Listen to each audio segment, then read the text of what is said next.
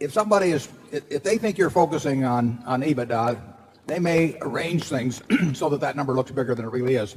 It's bigger than it really is anyway. I mean, the implication of that number is that it has great meaning. And you take telecoms, they're spending every dime that comes in. I mean, in many cases, and it isn't cash flow. I mean, the cash is flowing out.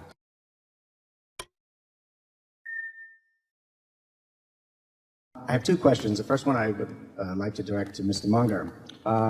Pertaining to cash flow analysis, given the practices of the numerous corporations of deliberately fabricating cash flow numbers, which occurred in some of the telcos where they characterize like-kind exchanges as a product sales, how do you ferret out this type of fraud? What do you recommend a shareholder or an individual investor to do, short of obtaining a degree in forensic accounting, to uncover this type of fraud?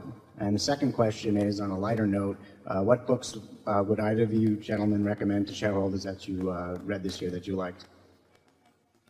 Yeah, I think you're asking for a lot if you want some simple way of not being taken in by the frauds of the world.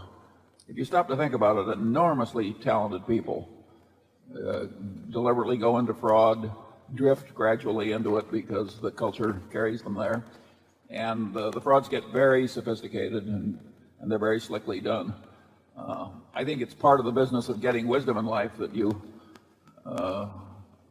avoid getting taken by the frauds. And so I think you're asking a very good question, but I don't think there is any short answer. I think there are whole fields that you can just quit claim because it looks like there's too much fraud in it.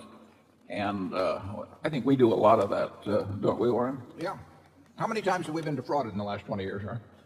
Well, damn little that we can. It's amazing how little. Yeah. And I've always said that the guy who takes us is going to have a modest little office and modest demeanor. And he'll carry around Ben Franklin's autobiography, I can guarantee you. The kind of people who defraud us are not going to be the kind of people who are defrauding everybody else. Yeah, I mean, it's a very good question. It's tough to answer, but I will tell you that we haven't and we won't get defrauded often. Now, that means we pass up a whole lot of other opportunities, too. But, for example, you raised the question about cash flow.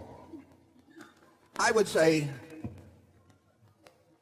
the number of times we're going to buy into a company, whether it's through stocks or through the entire company, where people are talking about EBITDA is going to be about zero. I mean, we start out with, if somebody's talking about EBITDA, you know, if we take all the people in the world who have talked about EBITDA and all the people in the world who haven't talked about EBITDA, there are more frauds in the first group, percentage-wise, by a substantial margin, very substantial. I mean, it is a, you know, it's just a start.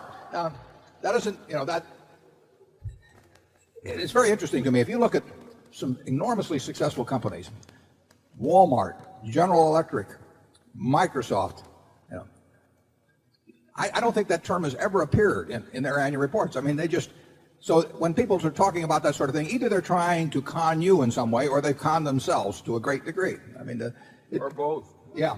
Well, that often happens. I mean, if you set out to con somebody, after a while you con yourself, which is why some of the people in the internet stocks, you know, stayed with them. It's, if somebody is, if they think you're focusing on EBITDA, they may arrange things so that that number looks bigger than it really is. It's bigger than it really is anyway. I mean, the implication of that number is that it has great meaning. And you take telecoms, they're spending every dime that comes in. I mean, in many cases, and it isn't cash flow. I mean, the cash is flowing out.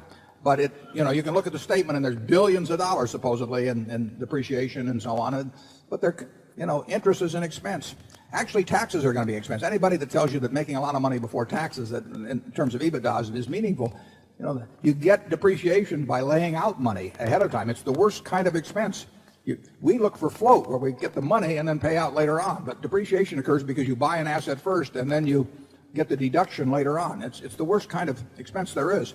And you start paying taxes when you actually make money and when the depreciation runs out at some point. So it just amazes me how widespread the usage of EBITDA has become, and I would say there have been people who have tried to dress up financial statements in a way to appeal to people who were impressed by such a number. Charlie and I have found actually that, at least to us, many of the crooks look like crooks. I mean, we have spotted, we haven't shorted them, but we have spotted a lot of of frauds over the years in public companies, and years before, that the roof fell in. And they usually are people that tell you things that are too good to be true, for one thing. I mean, they tell you very mediocre businesses are wonderful businesses for one reason or another, or they just have a smell about them, and in effect. And wouldn't you say that's true, Charlie? Well, sometimes it's amazingly obvious.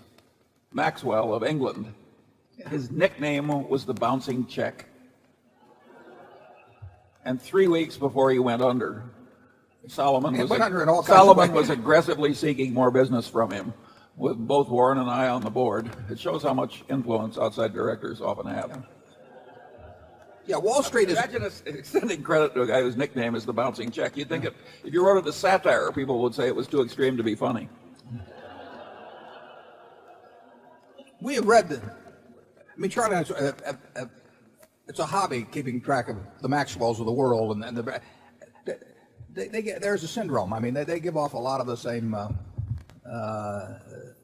messages. And I mean, Maxwell was a classic case, but they're time after time. Wall Street is no filter against them. Wall Street loves them as long as they're pushing out securities and the commissions there. Charlie and I could not have stopped Solomon from making a deal with Maxwell, right to the last 30 seconds before he sunk, under the ocean.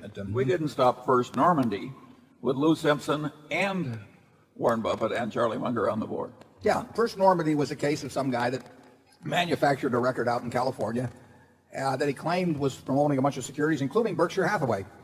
And he was going to go public, and Solomon was courting him, and the record was, it was total baloney. And I think they actually went public for a day or so, and then the SEC pulled it back. Absolutely. They had the offering, and then they canceled it before the money changed hands. But it was a very embarrassing episode. And when we remonstrated against this obvious insanity, they told us the underwriting committee had approved it. I don't think they changed underwriting committees either.